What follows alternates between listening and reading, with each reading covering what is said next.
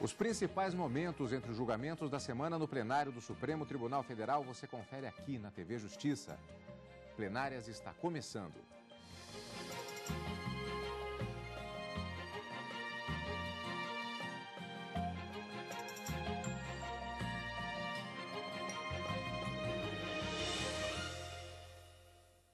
Em foco, as sessões dos dias 18 e 19 de setembro de 2013.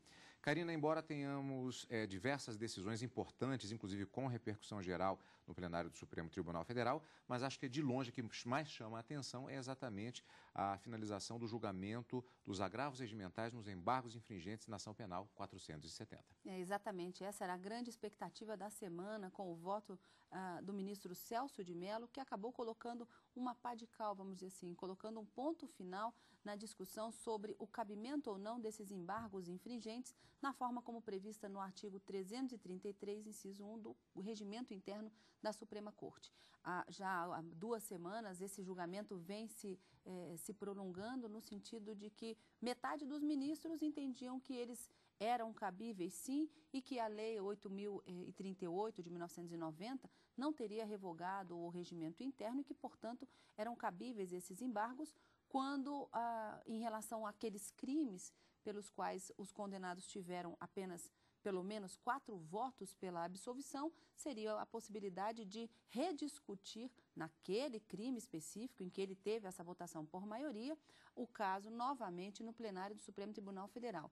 E a outra corrente que se formou foi no sentido de que essa Lei 8.038, confeccionada pelo Congresso Nacional, ao não dispor sobre a possibilidade de embargos infringentes, teria, sim, revogado tacitamente o regimento interno, daí a entender que eles não seriam cabíveis. E essa semana o ministro Celso de Mello proferiu o seu voto de uma forma como a gente pôde verificar ao longo de 2 horas da sua manifestação, do voto proferido na quarta-feira, que foi uma decisão bastante técnica, bastante fundamentada. O ministro Celso de Mello tentou, de todas as formas, rebater os argumentos que entendiam do contrário, de que os embargos infringentes não seriam cabíveis, e foi até a exposição de motivos dessa Lei 8.038, que é a lei que regulamenta, desde 1990, essas ações penais originárias aqui no Supremo e também no STJ.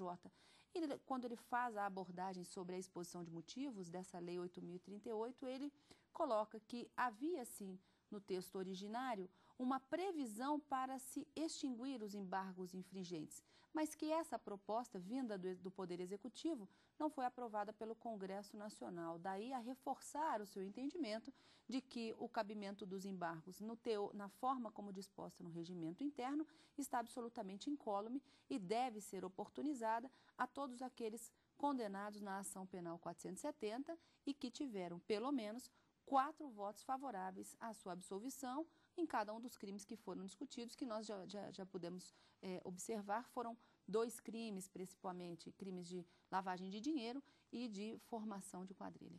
Vamos fatiar todos estes temas. Primeiro vamos rever a sessão plenária da quarta-feira, em que houve justamente a apresentação do voto do ministro Celso de Mello. A expectativa estava exatamente em relação ao voto do ministro, que acabou se manifestando, como já adiantou a Karina, inclusive, a favor da aceitação dos embargos infringentes. E, com isso, portanto, 12 réus da ação penal 470 podem recorrer quanto à condenação pelos crimes, vamos repetir, formação de quadrilha e lavagem de dinheiro. A votação foi apertada 6-5.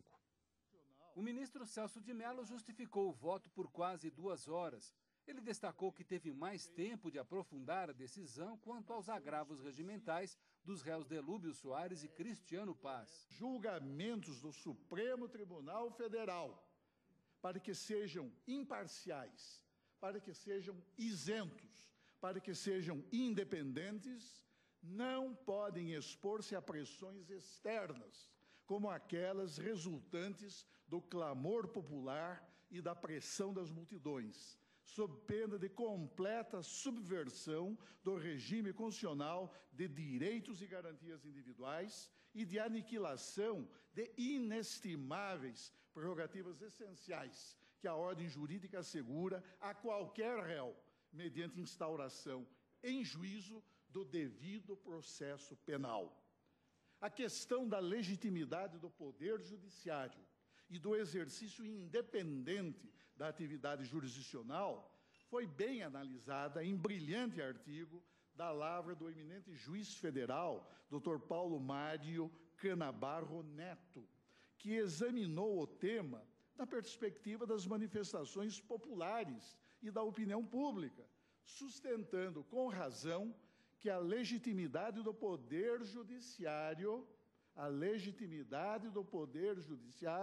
não repousa na coincidência das decisões judiciais com a vontade de maiorias contingentes, mas na aplicação do direito sob critérios de correção jurídica conforme as regras do discurso racional.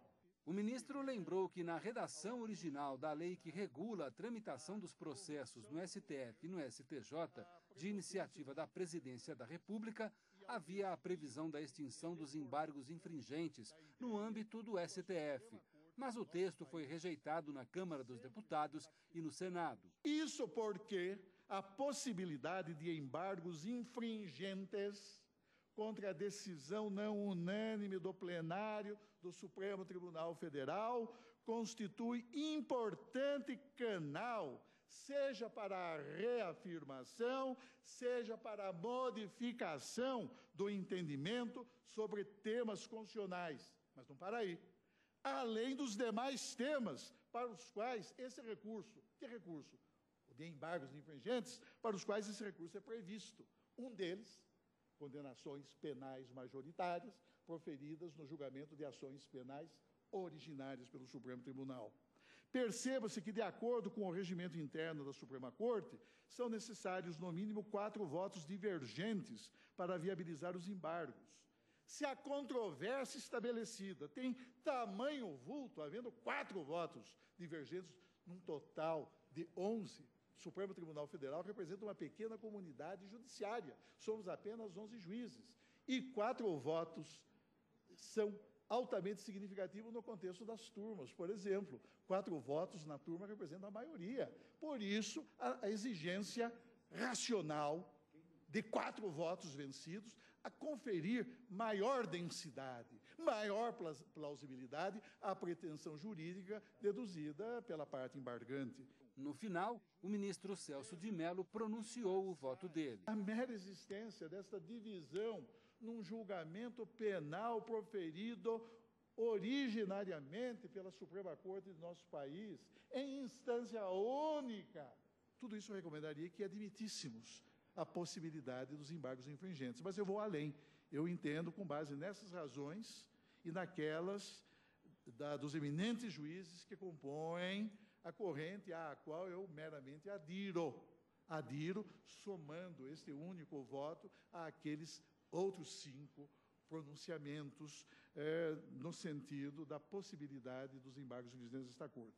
Assim, peço vênia e respeitando a divergência que se estabeleceu por parte daqueles eminentes ministros que entendem inadmissíveis os embargos infringentes, pedindo respeitosamente vênia, eu dou provimento ao presente agravo e admito, em consequência, a possibilidade de utilização, no caso, dos embargos infringentes, a que alude o inciso 1º do artigo 333 do Regimento Interno do Supremo, desde que existentes, pelo menos, 4 votos vencidos, acompanhando, por tal razão, a divergência iniciada pelo eminente ministro Luiz Roberto Barroso. Nesse sentido, senhor presidente, é o meu voto.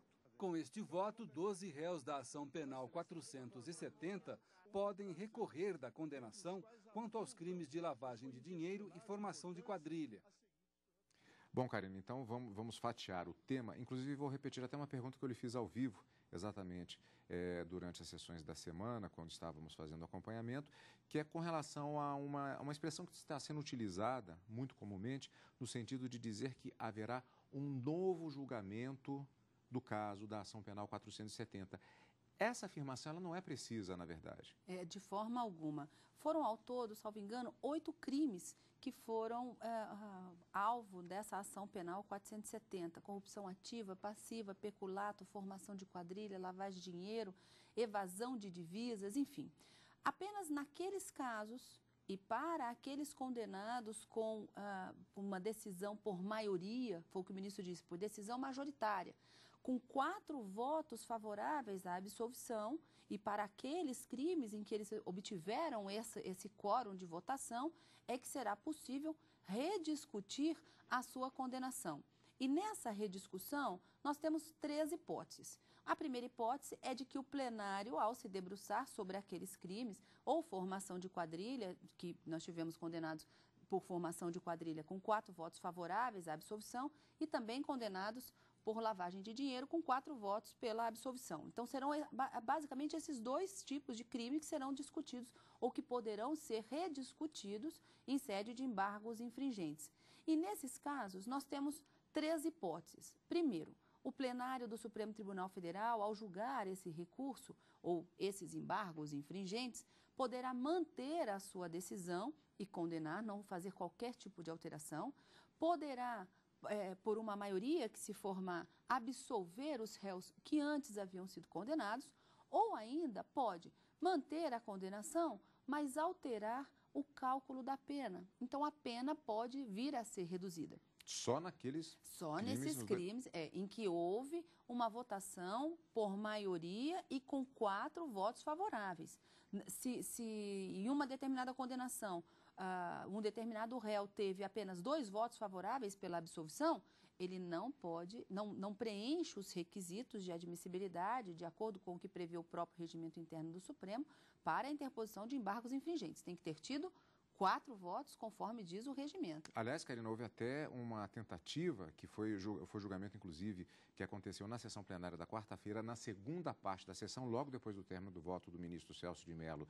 O ministro Joaquim Barbosa chamou o intervalo da sessão e, no retorno, eles prosseguiram em relação ao agravo de Pedro Correia, que pedia exatamente ao Supremo que todos os réus com ao menos um voto favorável pudessem entrar com o recurso. Só que os ministros negaram esse agravo por unanimidade, só cabendo, segundo o Supremo Tribunal Federal, embargos infringentes se o condenado nos casos que tenha obtido pelo menos 4 votos favoráveis, exatamente naqueles crimes que já foram ditos.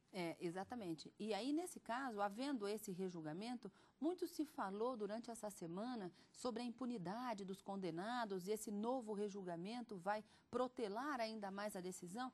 Na verdade, as condenações, a menos que haja uma absolvição, e isso pode reverter, haverá absolvição apenas em crimes de formação de quadrilha e de lavagem de dinheiro. Ao que me consta, nenhum dos condenados foram apenas pelo crime de formação de quadrilha. Então, teve formação de quadrilha e peculato, formação de quadrilha e outro crime. Então, a discussão gira em torno desses 2 crimes apenas. E havendo, porventura, se não houver uma absolvição, mas se houver, porventura, uma redução da pena, então, uma modificação no cálculo, como sinalizou o próprio ministro Ricardo Lewandowski, em sede de julgamento nos embargos de declaração, ele entendia que algumas das penas, principalmente em formação de quadrilha, teria sido desproporcional. Então, acredita-se que isso pode ser um dos motivos que vão levar a discussão ao plenário do Supremo Tribunal Federal, que será com relação a essa dosimetria da pena. Imaginemos que na dosimetria da pena haja uma redução. O que pode acontecer para aqueles condenados na ação penal 470 que tiverem reduzida a sua pena ou na lavagem de dinheiro ou no crime de formação de quadrilha? Poderá, no total das penas que foram condenados, ter uma redução para menos de 8 anos, o que implicará, nesse caso, a modificação do regime de cumprimento da pena. Então, eles continuarão condenados, a menos que não sejam absolvidos, é claro, mas em continuando a condenação, caso eles não sejam condenados por uma prisão superior a 8 anos, haverá a possibilidade de cumprimento da pena no regime semiaberto. E aí não podemos falar de qualquer forma em impunidade, mas apenas nessa modificação do tipo de regime em que serão cumpridas essas penas. Mas isso tudo a gente está trabalhando aqui nas hipóteses, né, no mundo das hipóteses, no se, caso não seja absolvido, caso haja uma diminuição, uma redução nessa pena que vai ser aplicada, mas de toda forma nós temos que aguardar, né, pelo menos essa interposição dos embargos infringentes, que a gente viu durante a semana também, que teve o prazo dilatado, assim como foi o prazo para interposição dos embargos de declaração, para somente quando vier ao plenário do Supremo Tribunal Federal a discussão, sabermos efetivamente o que vai acontecer com esses condenados. Se serão absolvidos, se as condenações serão mantidas da forma como proferida na ação penal 470, ou se haverá uma redução das penas. Quem vai decidir é o plenário do Supremo. Lembrando que agora nós temos um prazo de 30 dias para a publicação dos acórdãos dos embargos declaratórios que haviam sido julgados na semana anterior, e aí sim a possibilidade de apresentação dos embargos infringentes, sendo que o Supremo Tribunal Federal decidiu na sessão de quarta-feira, justamente na segunda parte, que o prazo para apresentação de embargos infringentes de 15 dias será dobrado para 30 dias, conforme pedido de Cristiano Paes, ex-sócio de Marcos Valério.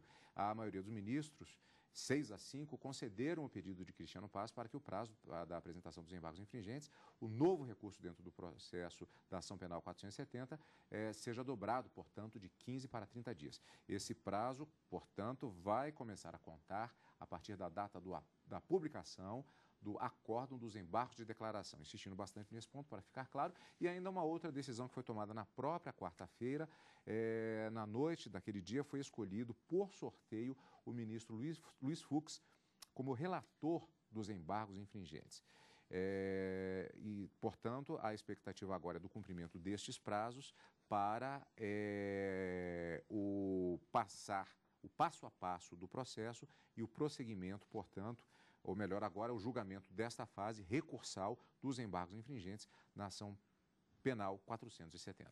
Nesse caso, a distribuição para o ministro Luiz Fux, o próprio regimento interno diz que quando há esse tipo de recurso, fica excluído da distribuição o relator e o revisor da ação penal originária. Então, nesse sorteio, como você disse, ficaram excluídos o ministro Joaquim Barbosa e o ministro Ricardo Lewandowski. E apenas para fazer uma observação, o ministro Luiz Fux, ele será o relator não apenas dos embargos embargos infringentes de Delúbio Soares, mas também de todos os demais embargos infringentes que vierem a ser interpostos por prevenção.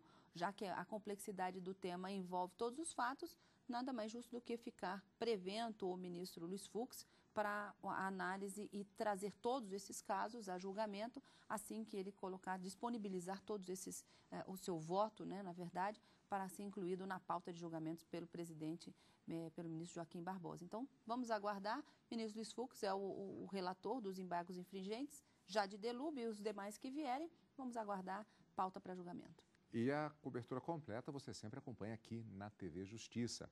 Destaques da sessão plenária da quinta-feira, dia 19 de setembro. Ministros do Supremo aceitaram um pedido do Ministério Público de Goiás, que queria a punição de um homem flagrado com várias armas de fogo.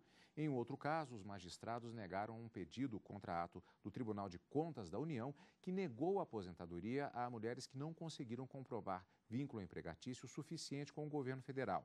Adilson Mastelari acompanhou. Na sessão desta quinta-feira, os ministros negaram mandado de segurança com pedido de liminar contra ato do Tribunal de Contas da União, que negou o registro de aposentadoria a mulheres que não conseguiram comprovar vínculo empregatício com o Ministério da Educação suficiente para garantir o direito. Em outro julgamento, a Corte aceitou o recurso extraordinário do Ministério Público de Goiás contra o acórdão do Tribunal de Justiça do Estado, que extinguia a punição para um lavrador pela posse de 6 armas de fogo e munição. Um revólver Taurus calibre 22, com a numeração aqui, intactas a numeração, uma cartucheira Ross calibre 28, um rifle CBC calibre 22, uma espingarda de fabricação caseira sem marca visível, uma espingarda Henrique Laporte cano longo, uma espingarda marca Rossi calibre 36, 9 cartuchos, sendo 5 de metal e cheios, calibre 28 e 4 sacos de plástico e com projéteis do calibre 20. O crime teria ocorrido em dezembro de 2007. Na ocasião, o TJ de Goiás extinguiu a punição e considerou que o lavrador deveria ser absolvido. Naquele momento, o Tribunal Goiano se apoiou na lei vigente, que estendeu o prazo para registro ou entrega de armas de fogo de uso permitido até 31 de dezembro de 2009. A Corte do Supremo, por unanimidade, aceitou o recurso do Ministério Público para restabelecer a sentença de primeira instância com a condenação do lavrador por porte ilegal de arma de fogo. É cabível cogitar da retroatividade, com base no artigo 5º, inciso 40 da lei, para extinguir a punibilidade do delito de posse de arma de fogo cometido antes da sua entrada em vigor, mercê da impossibilidade de regularização do registro quando da prática do crime, vale dizer, em 27/12/2007. Em idêntico sentido, se firmou a jurisprudência desse Supremo Tribunal Federal, ou seja, pela irretroatividade do prazo previsto na Lei 11.706, porquanto lei temporária.